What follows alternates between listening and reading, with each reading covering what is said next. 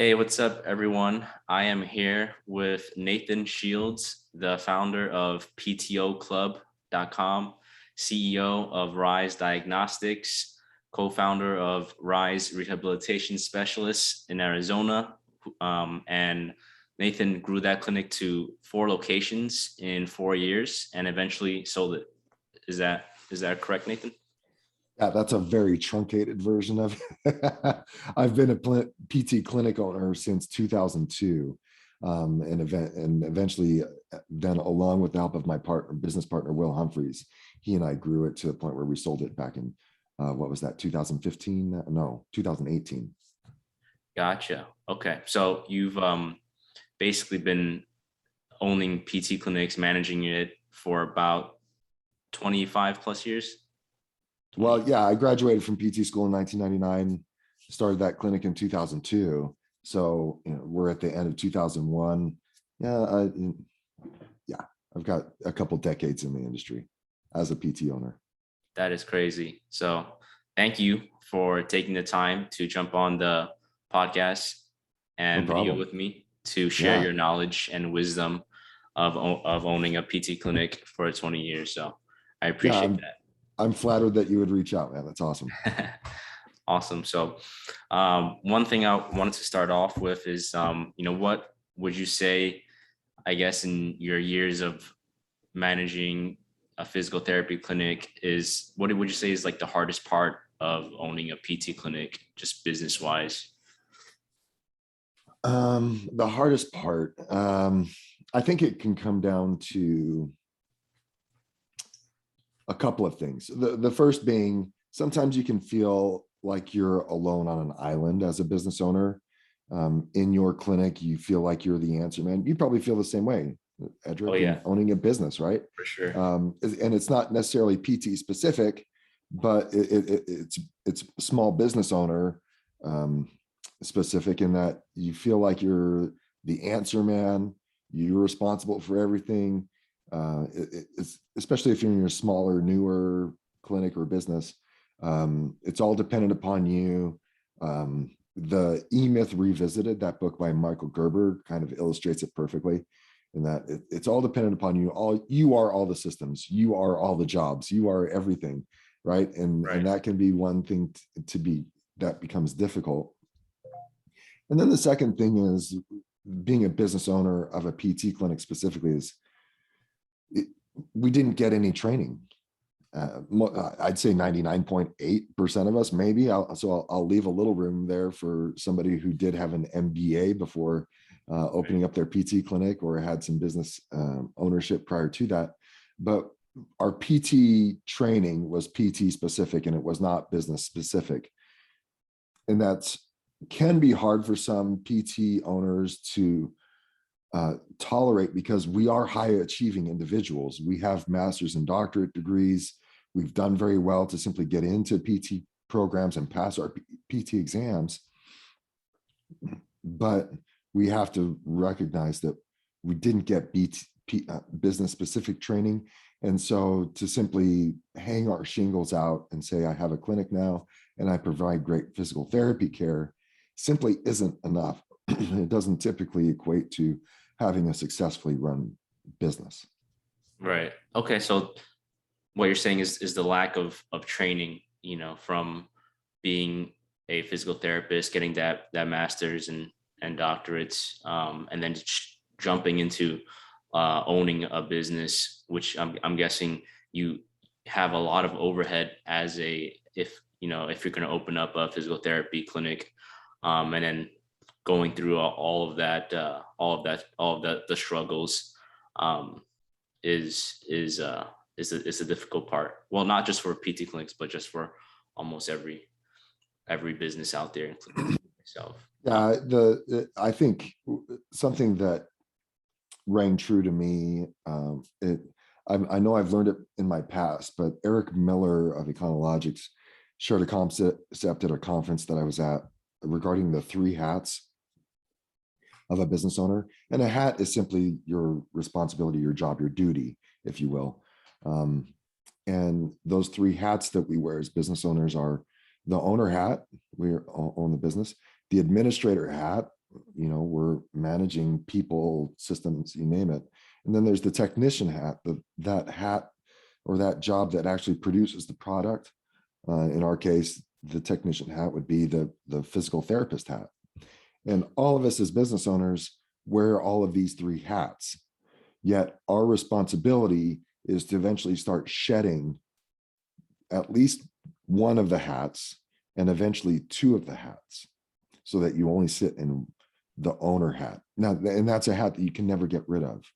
So when I say shedding one of the hats, you can either be an owner technician, or you can be an owner administrator.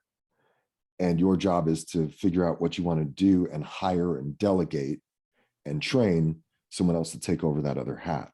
Now, most PT clinics that I've been a part of in terms of coaching them, those PT owners that are stuck, and the PT owners that I've seen become successful are the ones that shed the technician hat and step out of providing the patient care directly one-on-one, full-time at least, and spend more time in their owner and administrator hat, training individuals to produce better as physical therapists, but also making sure the systems are running well so that the patient experience is good, that they're maximally productive, that they're getting maximum reimbursement on the care they provide, managing marketing systems, which you know all about, managing recruiting and hiring systems and programs, and the training of the people. That the most successful PT owners are those that shed that technician hat and live successfully in the owner administrator hat. And the most successful ones, the top 5% of PT owners, are the ones that eventually shed the administrator hat as well, delegate and train a leadership team, and now they sit comfortably in the owner hat running from above. Gotcha. Okay. How long would you say it took you to get rid of that technician hat when you first started your clinic? Oh man, that took a long time. So that's why I get so excited when I talk to PT owners and I coach them when they're only like a year or two into their PT clinic ownership, and they're looking to grow their business and achieve more and do more. Because 2 years into ownership, man, I wish I had done what I'm coaching owners to do now earlier on in my ownership journey, because I would have saved so much money. I would have accelerated my progress so much faster. It took me, at least a good 10, 12 years to get out of patient care, because I didn't know. There's so many more resources now for owners now than there was when I started in 2002. Whether it's coaches, consultants, the APTA's support for private practice owners, all that is so much better, and there's so much more available to us. But back then, I was just a physical therapist that happened to own a business. And if you would ask me back in the day, people would say, how's your business? How are you doing? And I'd say, you know what? I love treating patients. I hate running the business. And it showed. I was relatively successful financially. I was doing okay. And I had, one or two other providers, but we were pretty stagnant. We weren't really going far. And I didn't really, I can say I was a poor leader at that time, until I figured out how important it was to step out of patient care and take the time to run my business. And that is one of the most successful actions that a PT owner can take, is stepping out of patient care at a minimum 2 half days a week to work on their business. Gotcha. But it took me a decade or more to get out of that. Wow. And it was a hard transition. Wow. Well, was it because you like treating so much, or you didn't like the business aspect, like the running the business aspect, that led you to stay in that technician role? Yeah, well, there's a couple of things that go into it. And this is typical of most physical therapists, especially physical therapy owners, in that our identity is wrapped up in the care that we provide, right? So I've spent, if you consider the whole length of my education to get to a master's degree, which I have in physical therapy, is all about being a physical therapist, practicing physical therapy, and this is what I am. I'm a physical therapist, right? And so what makes it difficult is that you're telling me to not do what I've been trained to do for the past 20 plus years. And the second part of that is, well, what am I going to do with that time? Again, it goes back to the business training. I don't know how to run a business. I'm just a really good physical therapist that gets results for patients. So what am I going to do with that time that would make it productive, and that would make it worth it for me to step away from treating patients? Because our mindset is, not only am I a physical therapist, but how do I generate money for a business if I'm not seeing a patient one-on-one? Right? Right. So because we can easily equate our treatment time, that hour that I do with patient care returns back to me at so many dollars per visit, whatever that rate is, $90 per visit, right? So I know that my value is tied up in that patient care, but not knowing that your business needs more from you, and your business could do more from and your employees could do more if you spent time in the administrative part, but we just don't know what that looks like. It's very nebulous. I mean, yeah, you need to spend admin time. It's easy for me to say that and tell you that's what is needed, but you don't have any training in what you would do with that time.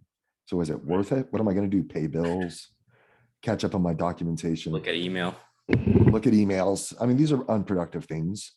And that's where it's vital, imperative that PT owners get some kind of business training. That's by hiring a coach. That's what we teach you to do. I do that. There's others in the space that do that as well. Read books, listen to podcasts. I have my podcast where I interview PT owners as well. Physical Therapy Owners Club podcast. There are so many more resources for you now, but getting that kind of training and paying the tuition, if you will, of what it takes to run a business and what you would do with that admin time. right? Was there a certain trigger where one day you were like, Jesus, I can't do this anymore. Like I have to figure out the business side of this, or was it a slow progression? You know what it was is, so my business partner at the time was Will Humphreys, and he said, hey, I signed up for this free course. Well, he might have paid a couple $1,000, but he wasn't a business. We were kind of semi partners at the time, and the story is kind of long and drawn out, so I won't get into it. But we were semi business partners at the time, and he said, I signed up for this course, and I can bring someone else for free. So why don't you come with me? And it's about business, how to improve your business, right? I think it was actually marketing based, like how to increase your referrals or something like that. And so we went up to Seattle and went to that conference or to that training. And it was just he and I and one other guy, Steve Rodriguez. He was a stud. And they took us through this training for 2 or 3 days. And of course, at the end of the training, they're like, okay, we can show you so much more, but you've got to pay tens of thousands of dollars for it. Yeah.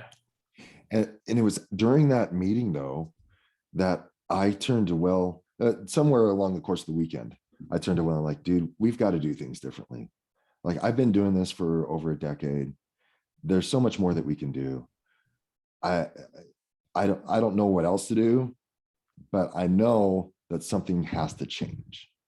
And I could see the burnout coming if I wasn't already there at the time. I knew that, employees were probably ripping me off. I knew that our production wasn't where it could be, it wasn't maximized. So that's the option that's presented in front of me right now. And I'm telling you, this was like over $50,000. I'm like, let's pay it. Let's do it. Let's get trained. Let's get some, and again, I considered it, well, at the time, I didn't think this way, but now I look back on it, that was my tuition to get some business training, right? I paid for it and it paid off in spades, on the back end. The ROI on that was great and super valuable. But it was that point where I said, I need to make an investment. I need to make a sacrifice in order for this to change for the better. And when we did that, then things just changed dramatically. Wow. And that was when the clinic that you eventually sold with Will, right? Yeah. So at the time, just real short summary is I had a clinic, he had a clinic, or he might have had two. And then we also shared in another clinic. And so it was kind of a his and ours type of situation.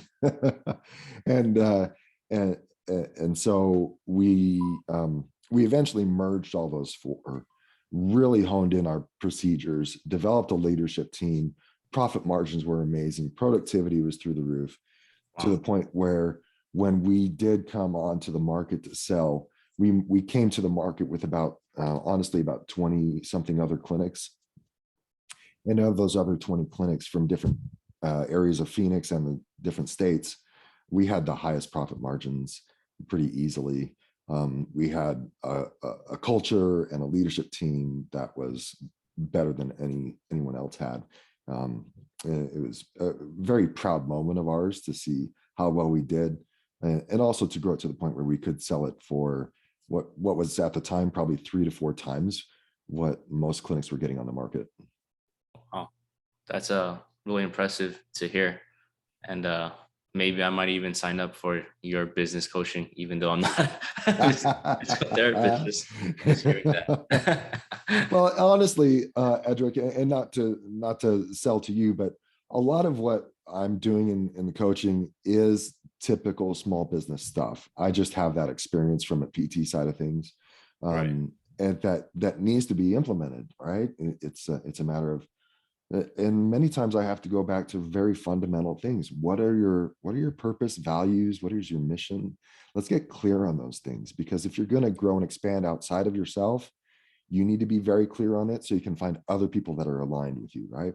And some of that doesn't feel like you're getting a lot of traction initially when I'm doing coaching sessions, but I promise you it pays off down the road. Like I said, as you start hiring aligned people, and more importantly, getting rid of people who aren't aligned because they're holding you back from growth. But then it gets into, okay, what are your key statistics? And most PT owners, well, maybe most isn't the right word, but a large number of PT owners don't track the key statistics on a routine basis. And it goes beyond that. What are the key statistics and how are they trending? Are they going up? Are they going down? And why? And what do we need to do next? Right. So it's some of that stuff. It's HR related issues, how to handle people, how to put in programs to make your clinics more productive. Those are things that some of them are kind of fundamental business type things. Right. It's like it goes back to the saying where things aren't easy, but it's simple to achieve or accomplish, right? There's a number of things or a list of things that if you do it, if you are aware of it, first of all, and then if you do it and execute it properly, you're gonna have X result. Like Yeah. yeah. Yeah, definitely. And it goes back, and there's a reason why so many small business books are popular, because across all genres or all industries, it's because we all have that same small business entrepreneur dilemma. It's why in some of the books that were important to us that I recommend my coaching clients read, is E-Myth Revisited by Michael Gerber, um, Think and Grow Rich, especially the first 4 chapters of Think and Grow Rich by Napoleon Hill, Traction by Gino Wickman, many of the books by Mike Michalowicz. These are all, they're not industry specific, but they can very easily be applied to our clinics. Gotcha. Awesome. Awesome. Now, as a business coach, did you have to learn how to be a coach as well when you started PTO Club and started coaching other clinic owners? I actually did. I took a course on coaching. I spent the money to hire a coach to be a coach. Um, and you might be surprised to know I even have a coach now. Oh And wow. so, yeah, not necessarily, well, more business related, but yeah, a little bit on the coaching side. And I've read books, just looking at my library behind me, there are a couple books in there about the coaching habit is a really good one about how to be a coach. And Right. that's a very important book again for leaders to read. if they're when they start doing one-on-one meetings and they want to coach their teams. I mean, that's essentially what the leader becomes, is coaching other people to be more successful within their business and holding them accountable.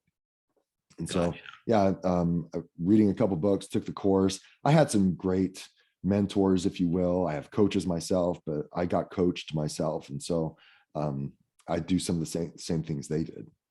Gotcha. And what is the if you don't mind me asking, what is like the format of your programs look like with your clients?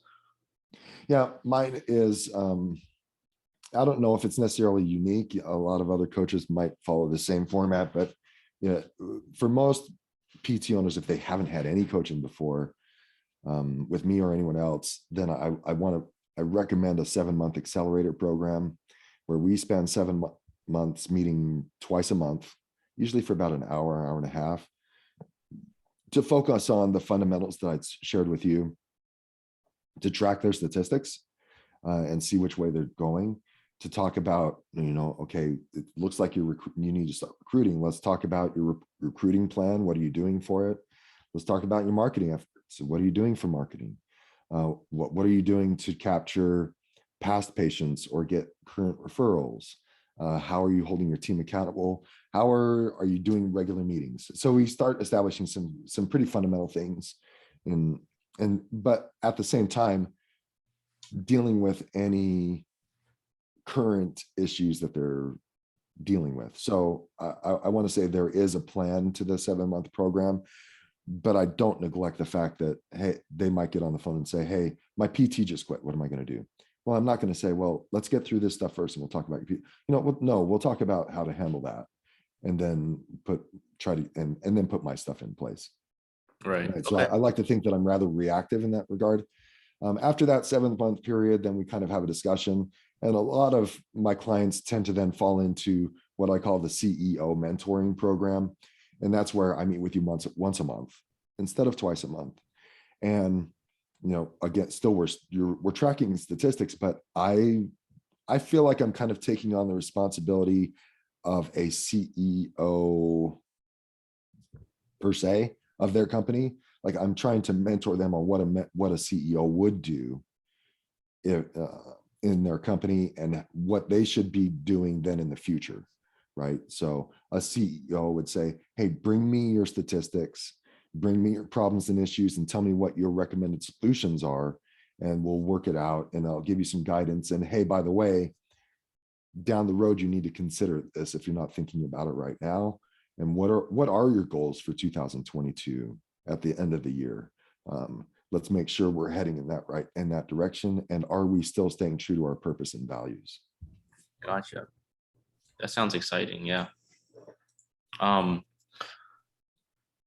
What's just trying to look at my list of questions here. Prepared a couple. Um, hmm.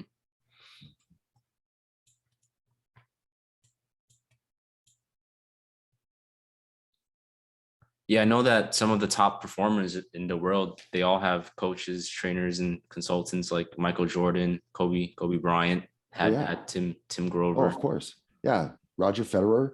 I'm Tiger Woods. Even at the top of their game, they had coaches, right? Yeah, for sure. It's like you don't know what you don't know, right? Right. And when you're what's I don't remember the phrase, but when you're in the picture, you can't really see it, right?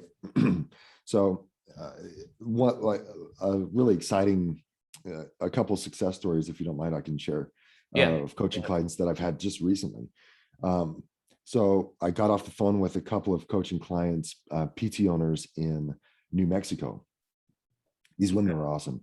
They've kind of niched down to treat scoliosis patients, and they have they have as many patients as they want, essentially. Like, they've got a 2 to 3 month waiting list of new patients trying to get in. Wow. And so when I came on with them this is about 6-7 months ago, they were still treating each of them 20 to 30 hours a week. They weren't tracking any statistics. They didn't have any policy and procedures in place. They know they wanted to expand to multiple clinics in the future. And they knew they needed more space themselves. And what was super exciting, and this was just a couple of days ago, I got off the phone with them.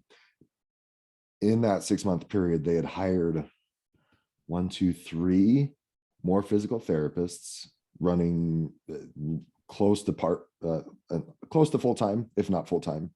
In how long? Over the 6-month period, 6 to 7 month 6 period months. that I was working with them. Yeah. And 3 new physical therapists. They moved into a new space in which they could now offer yoga classes and parent nights and all kinds of trainings and in-services for the community. They're looking, and this is probably most important, they had increased their gross revenues 33% over a 6-month period. They had also decreased their treating times to where one owner was no longer treating, and the other owner was down to maybe 4 or 5 hours a week, right? And importantly, she's pregnant and due in just a couple of months, so this was vital to her.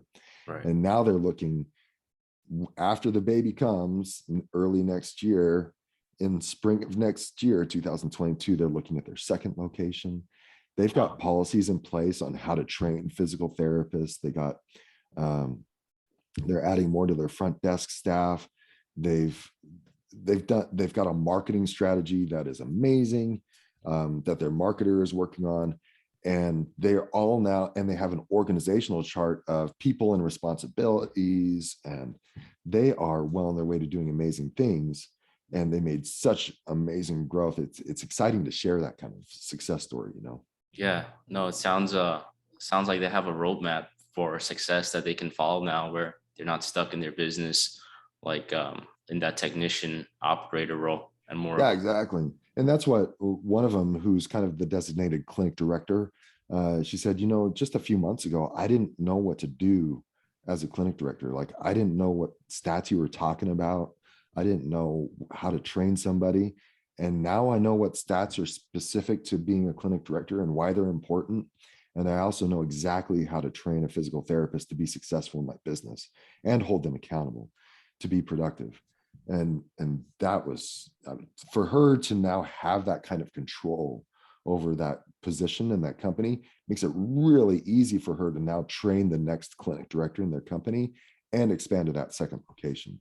And they did that all in this last 6 to 7 months. I was super impressed. Wow. Yeah.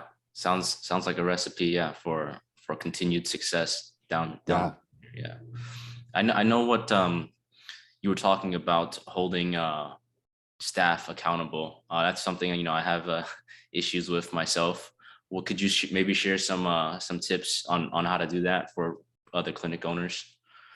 Well, yeah, I think one of the biggest things to get down to is, number one, okay, determine what position they have in your company, right? And maybe it comes with a title. And then recognizing what they produce. Like, what is their main product? If you make Twinkies, your product is making Twinkies, right? If you're a shoemaker, you should be making lots of good shoes, right? In physical therapy space, if you're a physical therapist, you should know that you're providing quality physical therapy. Well, there's kind of 3 parts to it. You're providing great therapy, right? You're doing great documentation, and you're billing accordingly, right? Those are your main 3 things. And if you're at the front desk, your job is to fill the schedules. I mean, there's a lot of work to be done behind that, but you could get distracted, is what I'm trying to say. If you're not really clear, and you as leader need to make sure that the people who are there are really clear what their product is. And that's where I fell off as a leader initially, is I'd hire somebody as a technician. And I would just default. I thought I was really cool. And I would just say, your job is to do whatever I tell you to do. That's your job. Well, that gives you no clarity. And that's what I fell into, because I wasn't clear, right? I wasn't clear as a leader what my product was. And my product was to get the people who I work with on my team as productive as possible to produce that product that we produced, right? And and if I did that and my profits were good, then I made my product. And if a front desk person is really good at filling the schedule, then they're a real good front desk person, right? Their job, and sometimes that, and so what I mean by distraction is sometimes that front desk person could be thinking that their job is to verify insurances, like be on the phone with insurance companies to get the benefits at the sake of scheduling the patient who's leaving for their next appointment. All right. Or at the sake of collecting that copay. Right.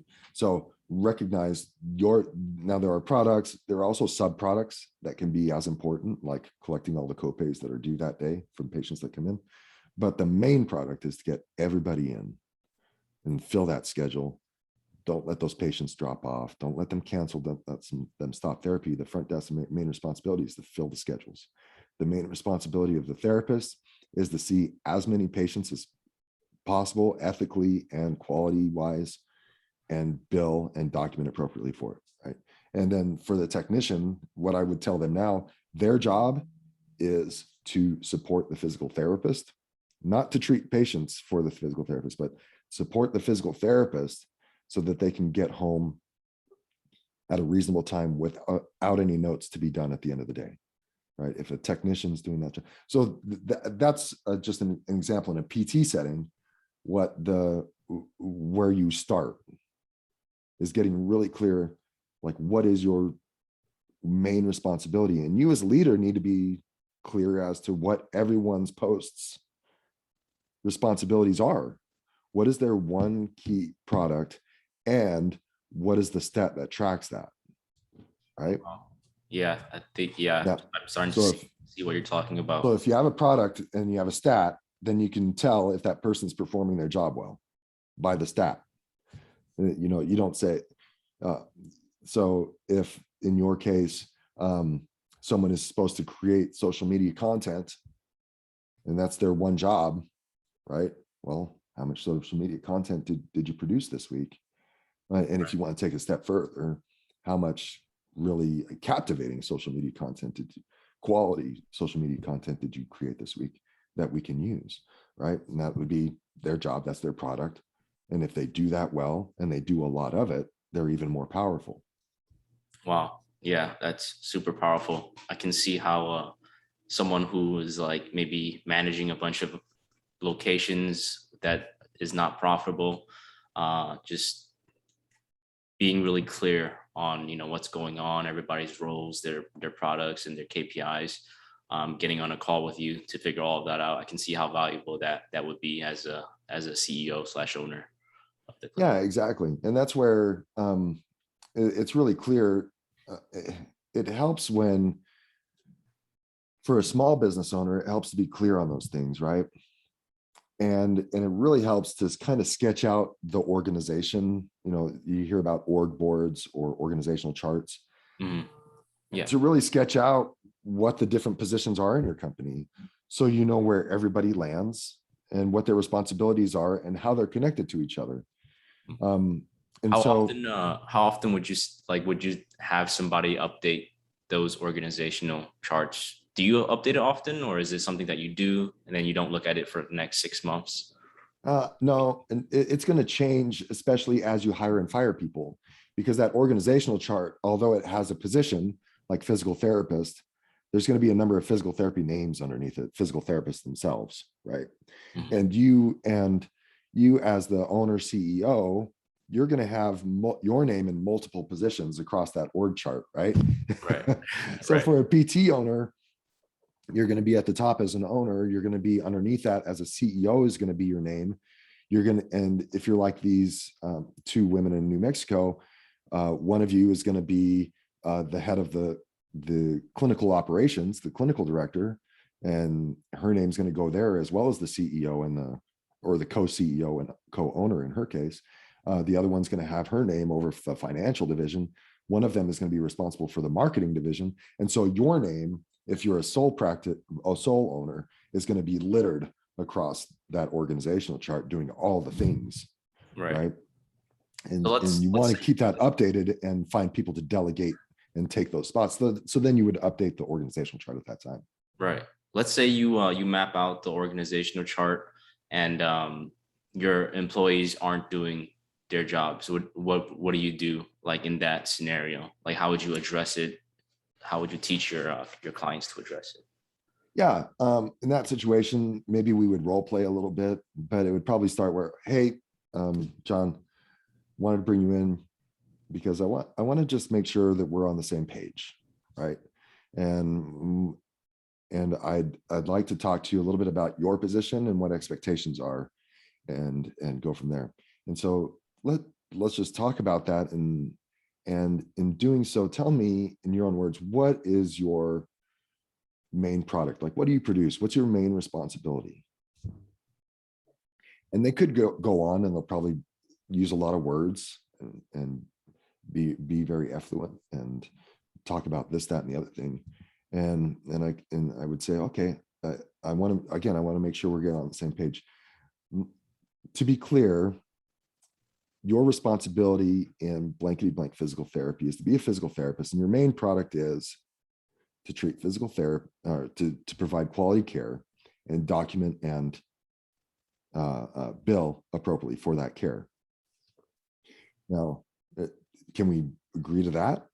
That's essentially your main, I mean, we're talking about main products. This is your main responsibility, right? That one thing. If you're doing that one thing well, you're doing really well in my company. Can we agree to that? Okay, cool. Okay, there's one statistic that tracks that.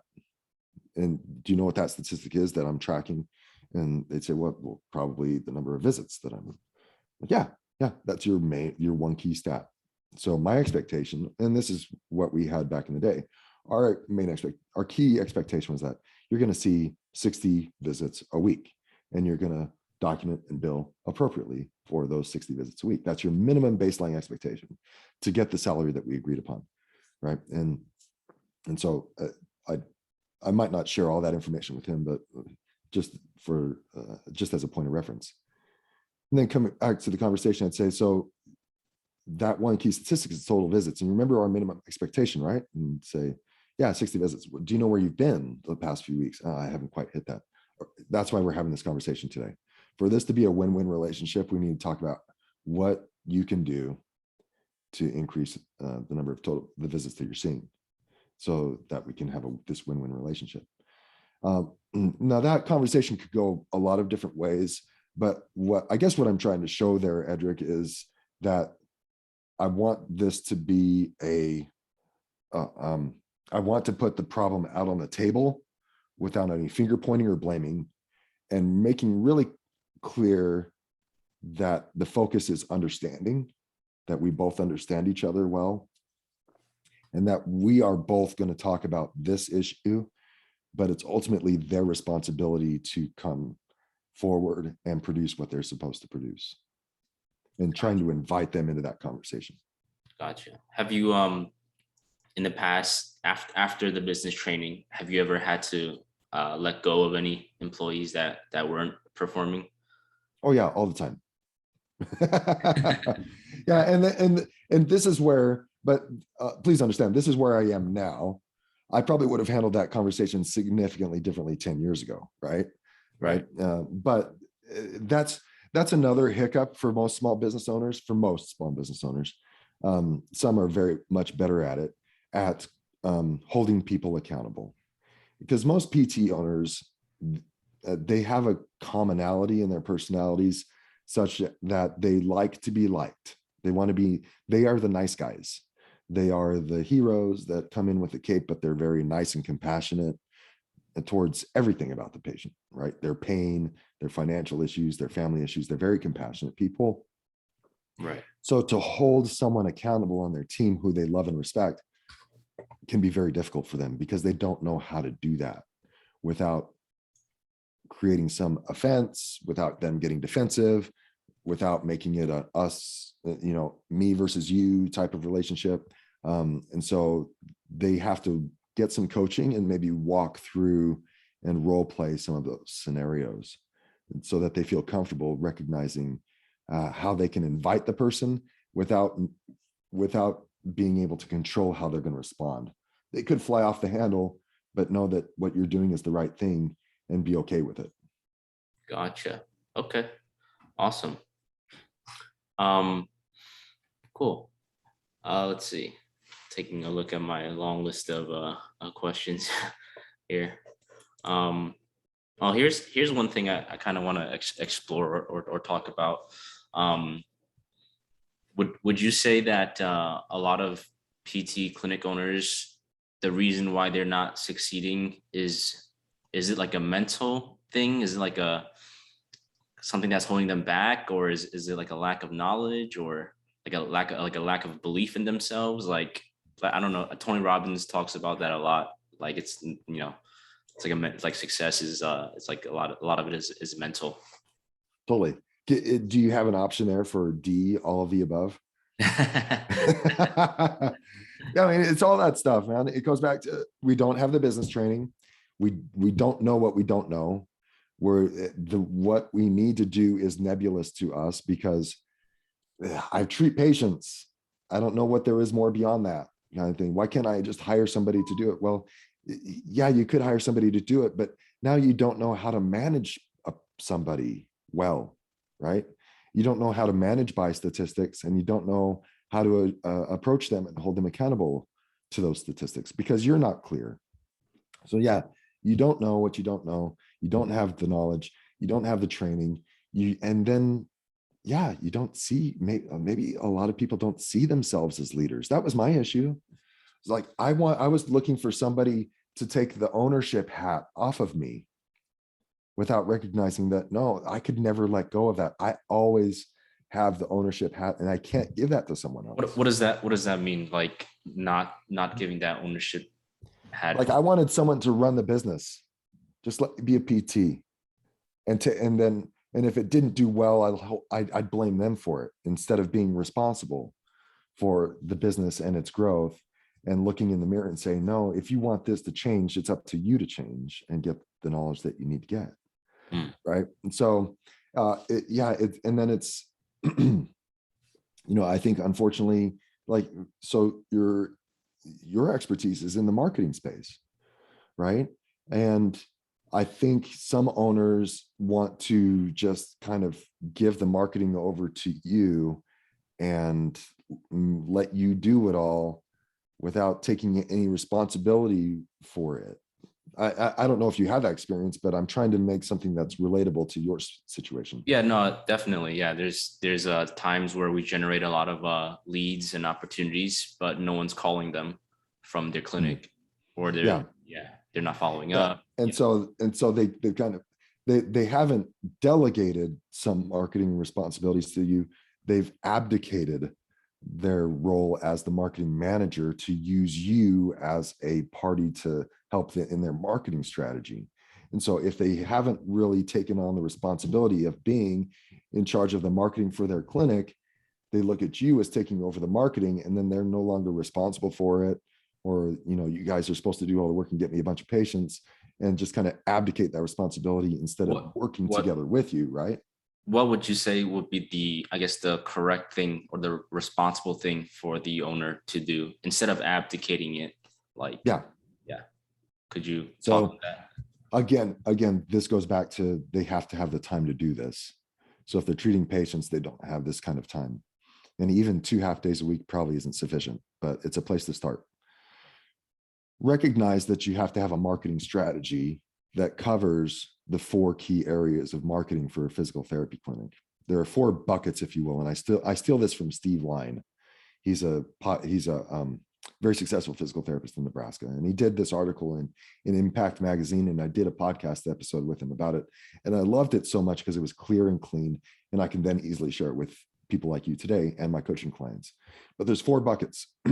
There is physician referrals, right? There is marketing to past patients, which should be a large list of people. There's marketing to current patients to get family and friend referrals. And then there's marketing directly to the consumer, which covers a lot of stuff of which you are a part of. That's what you do at Medical Practice Referrals. Am I right? Right. Yeah. Specifically Facebook in right. that direct to consumer world. So you would be in that 4th bucket. Now, if they say, okay, I'm gonna, I'm gonna maintain my patient my, if they were to take if you came to me, this would then become my marketing strategy. I'll keep my relationships with my physicians, and then I'm gonna give out this direct to consumer stuff to you. And I'm not going to even focus on that fourth bucket that I talked about. I'm just going to focus on physicians, which would be a recipe for, I wouldn't say disaster, but it's not going to be successful because I've abdicated it and I let you do all that marketing. But if I'm in charge of marketing, and if you don't have a marketing director, then you are in charge of marketing. What you should be saying is, I'm going to keep marketing to the physicians and keeping those relationships to keep those referrals coming. I'm going to use Edric and his team to help my direct to consumer outreach program. And I need to set aside time to monitor that program, to manage it, to communicate with Edric and his team. And I need to set up this plan going forward that Edric and my team and his team, we're going to meet. I'm going to pick something, Edric, and maybe it goes differently than this. I'm going to meet with him Wednesdays at 3 p.m. every week to monitor what the referrals were like that we received and what we could do differently, what we need to do better, and then to map out our plan for the next week. And we're going to look at statistics when we meet on a weekly basis. And then we're going to encapsulate those on a monthly basis, which is a little bit bigger or a little bit longer meeting, maybe a little bit more detailed about what we want to do for the upcoming month and what our expectations are going forward. And so do you see the difference? Like, I'm going to be intentional about bringing on Edric and his team. And intention means I'm going to follow up. We're going to brainstorm together. We're going to look at statistics together.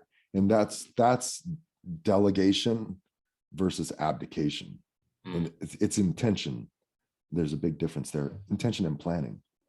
Yeah, no, that's huge. Yeah, I have a lot of clients that are fit into that bucket of abdicating the marketing role and then not wanting to take any responsibility at all. When we do review the numbers, here are all the leads generated. We go into the CRM, we look at how many calls were made, and then there's no calls, and then it just goes downhill from there. So yeah, and that's where it would be important if you're starting to see that as a trend among some of your PT owners, and I'm sorry if this is me coaching you a little bit, but no, that's hopefully fine. you don't mind. Yeah, Is where you see that and say, this is how our relationship is going to be most successful. You're hiring me on as essentially a marketing assistant, right? But in order for my services to be most successful for you, we're going to need the following things, right? I'm going to track these statistics, and we're going to meet, and I don't want to put words in your mouth, but we're going to meet weekly and review these statistics and what your team and my team are doing to improve them. If you cannot meet with me weekly, I would strongly recommend that we do so. But if you can't, just recognize that a lot of our efforts might be, maybe this is a good word for you, maybe it's not, wasted. A lot of our efforts might be wasted because we need to work together on this. We're not working alone in a silo to support you. This is a teamwork effort.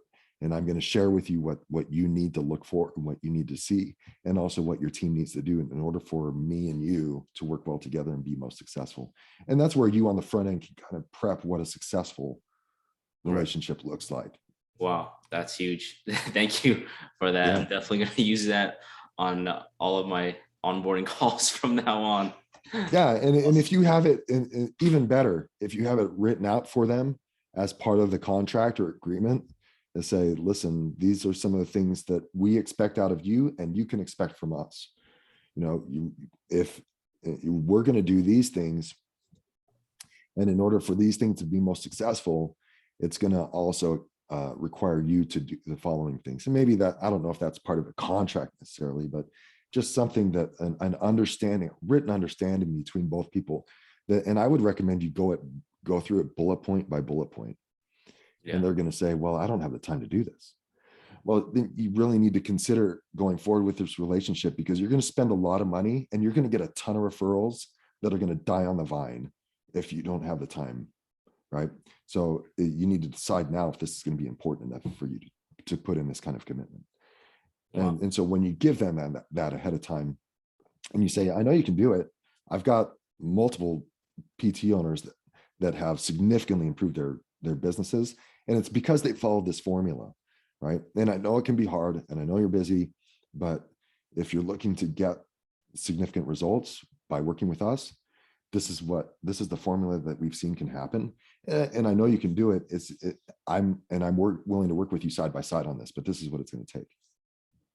That's awesome. Yeah, that's great.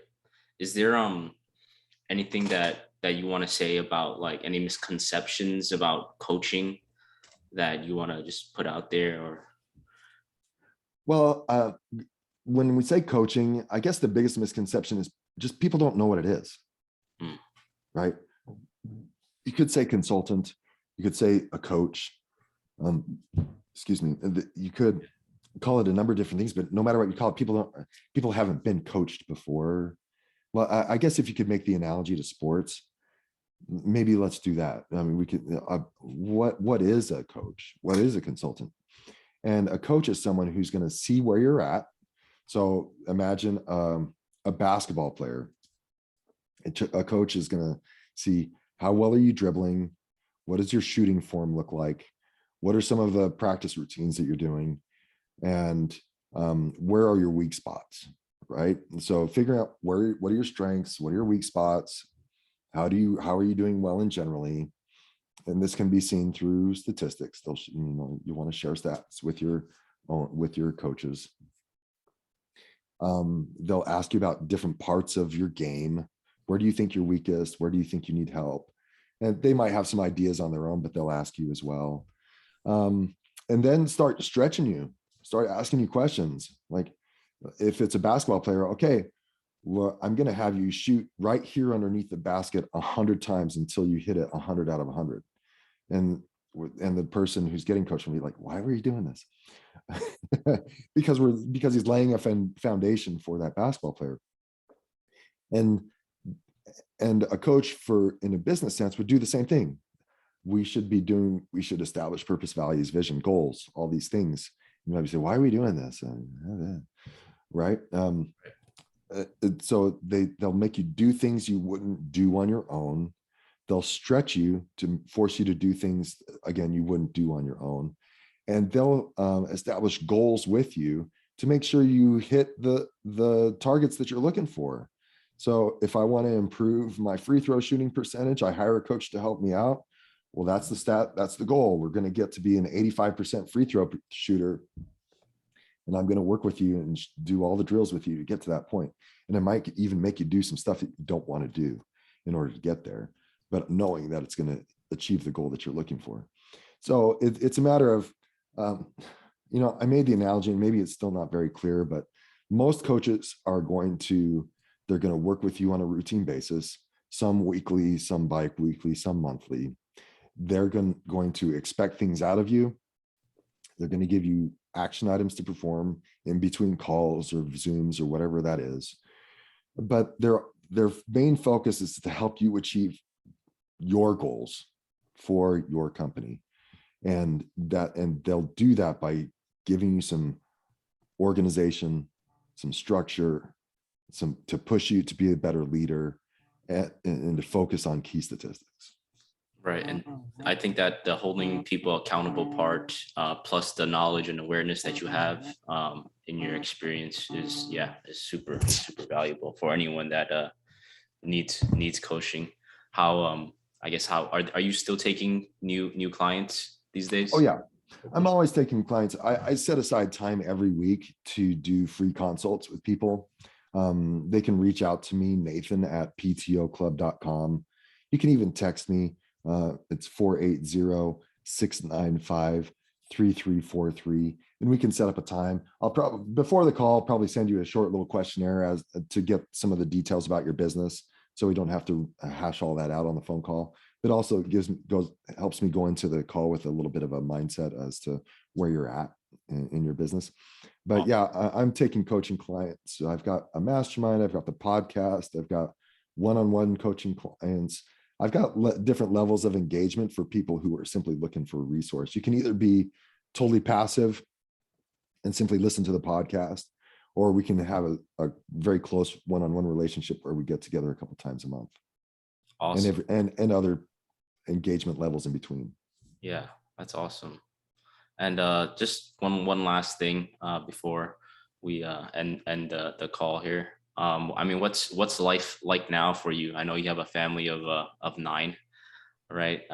And before the business training, like before, like during the old days when you weren't running the business properly, and what life is like now for you. Yeah, back in the day, and a lot of owners might be able to relate to this. It was, so imagine I had a newborn, right? And the baby might wake up late and go to bed early, kind of thing, right? And I would work until 7, 8 o'clock at night, seeing patients and then finishing up notes and maybe doing some extra business stuff afterwards. And then get up early, sometimes like 4 in the morning if I was busy, to finish documentation. And so I can be to the clinic at 6:30 or 7. And doing that a couple of days in a row would mean I would not see my baby awake for 3 to 4 days at a stretch, right? So that's where I started as an owner. I was like, this sucks. I need to do something different. And it even extended further. It was like I go on a 1-week vacation and I would be getting calls almost every day, every other day from my team down in Arizona. Hey, so-and-so doctor called, want this, or so this patient's upset. And so-and-so put in their 2-week notice. And always something, the fire always caught when I was gone. And so by the time that Will and I sold, yeah, we could go on vacation and we were just fine. We didn't have those calls. I had a regular schedule where I focused on the business. I wasn't treating patients at the time. Had a leadership team that was amazing that would take care of all that stuff for us. And I was focused on opportunities like selling my business. And so now, yeah, I have 7 children. And so that is a family of 9. Yes. I'm focused on whatever opportunities I get excited about. So I'm getting back into diagnostics, EMGs, and musculoskeletal ultrasound, specifically up here in Alaska where we live. Looking at other PT opportunities, doing more coaching, and honestly doing some real estate stuff that makes it a lot of fun. So that's the cool thing about when you're really wearing that owner hat well that I was talking about, and you have admin teams, leadership teams, and teams that are producing and in line with your purpose and values, you can sit in that ownership seat and look at opportunities that either could be further growth and expansion of your current clinics. It could be real estate. It could be stocks. It could be other ventures. It could be in the physical therapy space. It could be without it. And that's fortunately for me where I'm at now. Well, that's awesome, Nathan. And again, I really appreciate you taking the time to talk about your experiences and drop some knowledge and advice. Especially, I learned a lot today on this call as well. Definitely good. Back. Well, like I said, man, I was just flattered that you would invite me, and I wish you the best. I mean, people that are listening know that when it comes to social media marketing, which isn't which physical therapy owners haven't done a lot of. They really don't know how to do it. They don't know what it entails. Edric is an expert in that. And so if you're listening and thinking about working with Edric, talk to him about what makes a successful social media campaign, and he'll guide you. And I won't say hold your hand, but he'll work with you as long as you give the time to him to make it successful. And I know personally some of the owners that have made it successful with Edric, and their clinics have been vastly changed by the work that they've done with him. And it's been super helpful. And they've seen more new patients than they've ever had in the past, and have grown and expanded. And it's because of their work with him. So I'd highly recommend people reach out to you. Thank you. Thank you for that, Nathan. I really appreciate it. And well, so there it is for episode 1. I'm the first. Awesome. So Hey. yeah. Alrighty, Nathan. Hopefully we'll have you back here on this channel again, and to ask you some more questions if you're free in the future. So Anytime, man. Anytime. I'm open to it. great talking to you, and hope you enjoy the rest of your day. Take care. Take care.